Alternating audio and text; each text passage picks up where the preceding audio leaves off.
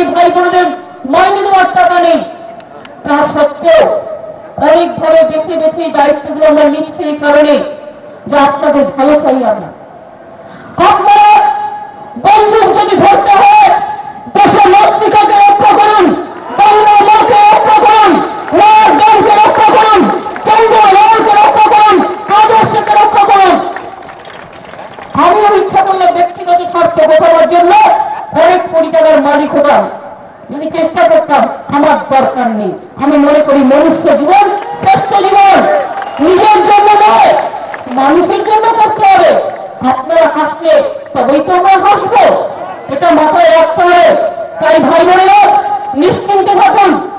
একটা মেকানিজম তৈরি করে জানানো হবে, পুলিশ স্টেশন থেকে অ্যাপ্লিকেশন নেওয়া হবে এবং বিডিও অফিস থেকে সেটা সিস্টেম করে দেওয়া হবে, যাতে আপনাদের বাইরে দৌড়াতে না হয়, হ্যারাস না হয়।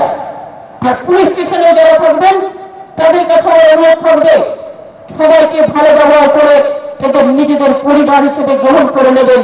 একজন দুজন দুষ্ট লোক থাকতে পারে, সবাই খারাপ নয়। আর অশান্তিকে আপনারা মদত দিতে দেবেন না দয়া করে। শান্তিপূর্ণভাবে আমার বন্ধুরা যারা আজকে ফিরে আসতে চান ভবিষ্যতে, তাদের জন্য আমরা প্যাকেজ তৈরি করব। তারাও আসুক, সরকার তাদের চাকরি দেবে, সরকার তাদের অর্থনৈতিক প্যাকেজ দেবে, তারা ভালো থাক। আমরা চাই সবাই মিলে ভালো করে আসুন, আমরা কাজ করি।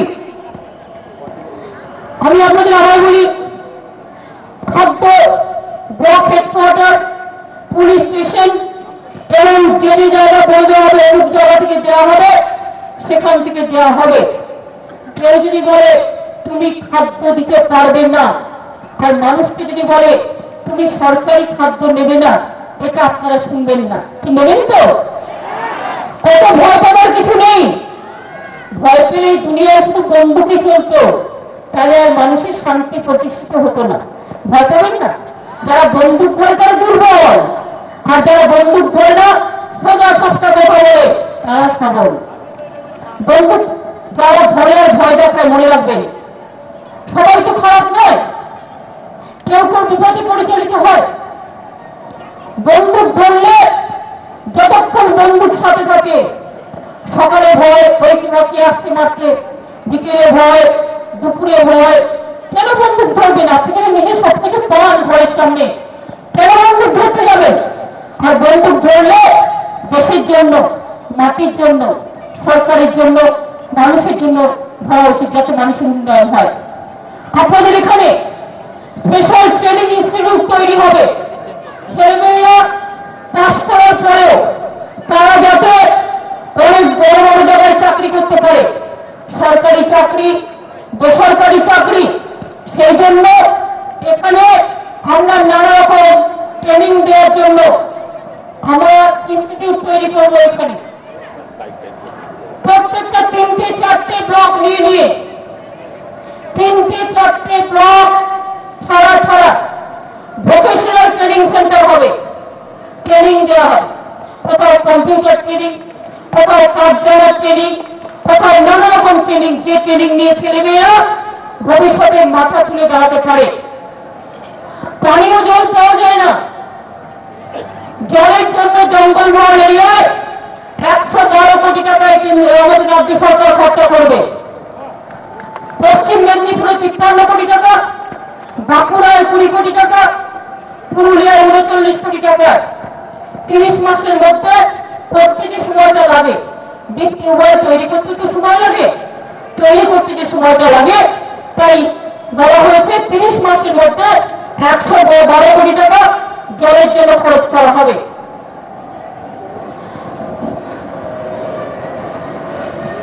বলা হয়েছে এখানে 235টা সেকেন্ডারি স্কুল, জঙ্গলমহলের বাঁকুড়া, মিদনাপুর, পুরুলিয়া 235টা সেকেন্ডারি স্কুল, যেগুলো 10ম ক্লাস আছে সেগুলোকে আমরা হায়ার সেকেন্ডারি করে দেবো। অর্থাৎ আপনাদের বাইরে যাওয়ার দরকার নেই। 235টা, তার মধ্যে পশ্চিম মেদিনীপুরে পাবে 124টা হায়ার সেকেন্ডারি, যাদের 10 ক্লাস আছে হায়ার সেকেন্ডারি করা হবে। বাঁকুড়া 48টা সেকেন্ডারি স্কুলকে হায়ার সেকেন্ডারি করা হবে এই বছরে, এবং পুরুলিয়ায় 63টা করা হবে। এছাড়াও 33টা হস্টেল তৈরি করা হবে। 33টা নতুন হস্টেল তৈরি হবে, যার মধ্যে 21টা ছেলেদের জন্য এবং 12টা মেয়েদের জন্য। এটা আমরা হস্টেলও তৈরি করে দেব, যাতে আমাদের শিডিউল কাস্ট শিডিউল ট্রাইব বোন ভাইয়েরা তারাও করতে পারে। আমরা অঙ্গনওয়াড়ি সেন্টার করব। সেই সেন্টার করতে আমাদের 6 মাস সময় লাগবে। অঙ্গনওয়াড়ি সেন্টার হয়ে গেলে এটা গভর্নমেন্ট অফ ইন্ডিয়ার প্রজেক্ট। অঙ্গনওয়াড়ি অনেক মেয়েরা কাজে ইনভলভ হবে, বাড়ির বউরা অনেক চাকরি পাবে, বাড়ির মেয়েরা পাবে। কারণ অঙ্গনওয়াড়ি কর্মী আছে, আইসিডিএস কর্মীরা আছে। এই সেন্টারগুলো আমরা 6 মাসের মধ্যে কনস্ট্রাকশন করতে হবে, তৈরি করতে হবে। তখন বর্ষাকাল, বর্ষাকালে আপনারা জানেন বর্ষাকালে মাটি ফেললে মাটি ধুয়ে যায়, বর্ষাকালে সিমেন্ট ধুয়ে যায়। তাই তৈরি করার কাজ, বাড়িঘর তৈরি করার কাজ বর্ষাকালে হয় না, ওটা বর্ষাকালের পরে করতে হয়। তাই আমরা 6 মাস হাতে সময় নিচ্ছি। 6 মাস পর থেকে 6 মাসের মধ্যে এখানে অঙ্গনওয়াড়ি সেন্টারের কাজ শুরু হবে। প্রাথমিক স্বাস্থ্য কেন্দ্রগুলোর ব্যবস্থা খারাপ। ঝাড়গ্রাম হাসপাতালটা আমরা জেলা হাসপাতালে উন্নত করছি, এবং তাছাড়াও আপনাদের গোপীবল্লভপুর বলুন, নয়াগ্রাম বলুন, জঙ্গলমহলে যতগুলো, মেদিনীপুর বলুন, রুরাল হেলথ সেন্টার আছে, সেগুলো উন্নয়ন করবার জন্য আমরা এবছরে 85 কোটি টাকা দিচ্ছি এবং আগামী বছরে 40 কোটি টাকা দিচ্ছি এই হাসপাতালগুলো উন্নতি করবার জন্য, যাতে আপনাদের আরো 36টা আরো নতুন প্রাইমারি হেলথ সেন্টার জঙ্গলমহলে তৈরি হতে পারে। তার জন্য আমরা একটা পরিকল্পনা তৈরি করেছি। এছাড়াও আমরা এখানে জিএনএম কলেজ, ঝাড়গ্রামে GNM college, nursing ANM college, বিনপুরে, এগুলো তৈরি হবে। কেন বলুন তো? আমাদের যে বাচ্চা মেয়েরা পাস করার পরে যাতে এখান থেকে হাজার হাজার নার্স তৈরি হয়, নার্সের ট্রেনিংও নিতে পারে। নার্স এখন খুব অভাব, কিন্তু এই মেয়েরা যদি নার্সিং ট্রেনিং নেয় তারা খুব ভালো ভালো চাকরি পেতে পারে। সেই জন্য এএনএম সেন্টার এবং জিএনএম সেন্টারও, আমরা জিএনএম সেন্টার করবো ঝাড়গ্রামে, এএনএম সেন্টার করবো বিনপুরে। এই ধরনেরও অনেক প্রপোজাল আমাদের নেওয়া আছে। এছাড়াও রুরাল মার্কেট তৈরি করব। রুরাল মার্কেট এমএলএদের সাথে কথা বলে রুরাল মার্কেট এখন এই জায়গা থেকে আমাদের বলবে, আমি রিদেশ এখানে আছে, ও এইসব প্রোগ্রামে কোঅর্ডিনেট করবে, মনিটরিং করবে। রিদেশ আমাদের এগ্রিকালচারাল সেক্রেটারি এবং এগ্রিকালচারাল ম্যানেজার, আমাদের মার্কেটিং সেক্রেটারি। এখানে ব্যাকওয়ার্ড ট্রাইবাল ক্লাসের আমাদের থ্রেডে আছে। আমাদের সবাইকে মধ্যে একসাথে কাজ করে সুন্দরভাবে কাজগুলো করতে হবে। Agricultural marketing centre Gopiballavpur, Nayagram, Salboni, Midnapore, Jhargram, Bankura, Purulia করতে হবে। এগ্রিকালচারাল মার্কেটিং সেন্টার করলে জিনিসপত্র যেমন বিক্রি হবে, আবার অনেক জিনিসপত্র লোকে কিনতে আসবে, অনেক দোকানও তৈরি হবে, এর মধ্যে দিয়েও চাকরি বাকরি বাড়বে। এগুলো করতে হবে। এছাড়াও আমরা এইসব জায়গাগুলোতে একটা করে স্পোর্টস অ্যান্ড কালচারাল একাডেমি করব। স্পোর্টস একাডেমি অর্থাৎ ভালো জায়গা থাকলে স্পোর্টস স্টেডিয়াম তৈরি করব। ঝাড়গ্রামে আমাদের স্টেডিয়াম আছে নিশ্চয়ই, কিন্তু অন্যান্য জায়গাতে যদি নয়াগ্রাম, এটা কাদের জায়গা? হ্যাঁ, এটা স্কুলের জায়গা, ক্লাবের জায়গা। কোন ক্লাব? কাদের ক্লাব? এটা নেতাজি ক্লাব। তারা আছেন এখানে? এটা কি আপনাদের নিজস্ব জায়গা? জায়গাটা কার? জায়গাটা কার? মানে এটা ক্লাবের জায়গা, সরকারি জায়গা।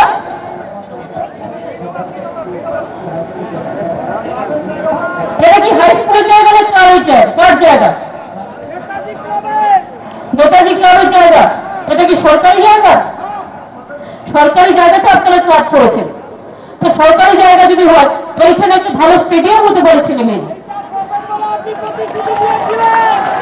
স্টেডিয়াম, ঠিক আছে, ব্যাটারি ঘর রাঘবেন্দ্র, এবং এটা একটা স্টেডিয়াম হবে। এখানে আমি আগে এসেছিলাম, এটা খুব বড় জায়গা, খুব ভালো হতে পারে। এখানে আমরা তিরঙ্গা তৈরি করব, ছেলেমেয়েরা খেলাধুলা করতে পারে, স্পোর্টস হতে পারে। সুতরাং এগুলো আমরা করব। আমরা একটা সাঁওতালি একাডেমি তৈরি করবো এখানে, এবং আমরা বিরসা মুন্ডা একাডেমি তৈরি করব জঙ্গল মহল ঘিরে। আমি কলকাতায় একটা শিশু কানুন একাডেমি করবো বলে ঘোষণা করেছি। আপনারা জানেন বিরসা মুন্ডা স্টেশন আমি করে দিয়ে গিয়েছিলাম যখন রেলমন্ত্রী ছিলাম বিষ্ণুপুরে, বাঁকুড়া। সুতরাং বিরসা মুন্ডার নামে আমাদের করতে হবে সম্মান জানিয়ে, আমাদের করতে হবে আইসিটির নামে ট্রাইবেলদের যে কালচার ছিল, সাংস্কৃতিক অনুষ্ঠান, আমাদের ট্রাইবেল ছেলেমেয়েরা খুব ভালো ডান্স করে, তারা খুব ভালো সাঁওতালি নৃত্য করে, আদিবাসী নৃত্য করে, এবং তাই তাদের জন্য এখানে তাদের সাংস্কৃতিক কর্মসূচিকে ভালো করে ইনপুট করার জন্য জঙ্গল মহলে আমরা আদিবাসী ভাষা এবং তাদের সংস্কৃতিগুলোকে নিয়ে আমরা এখানে একাডেমি তৈরি করব। আর বলি বন্ধু, আমাদের দিনপুরে ইন্ডাস্ট্রিয়াল ট্রেনিং ইনস্টিটিউট তৈরি হবে, পলিটেকনিক স্কুল তৈরি হবে, আরো অনেক কর্মসূচি আমাদের প্রচুর আছে। এখানে একটা ব্রিজের কথা আমাকে বলেছিল, একটা ব্রিজ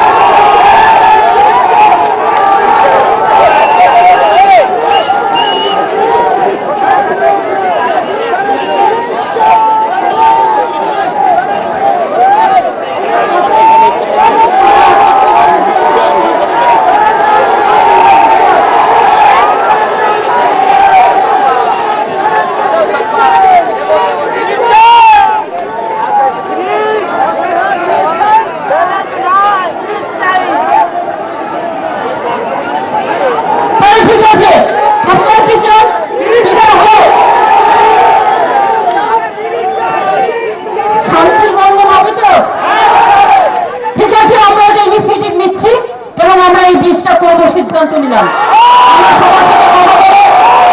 আপনাদের এখানকার দুর্দশা আমি জানি অনেক টাকা লাগবে, মুছে দেবে, কিন্তু টাকার অভাব আছে, তাই বলে তো উন্নয়ন থেকে থাকতে পারে না। আমরা চেষ্টা করবো, আমরা করবো ভেবে, এবং এই ব্রিজটা হবে। সুতরাং আপনাদের এখানে ব্রিজ হোক, জল হোক, স্কুল হোক, কলেজ হোক, হাসপাতাল হোক, চাকরি হোক, টিচারই হোক, সরকারি চাকরি হোক, আর কি চাই? আর কি চাই? আর কি চাই? এখন না চাইতেই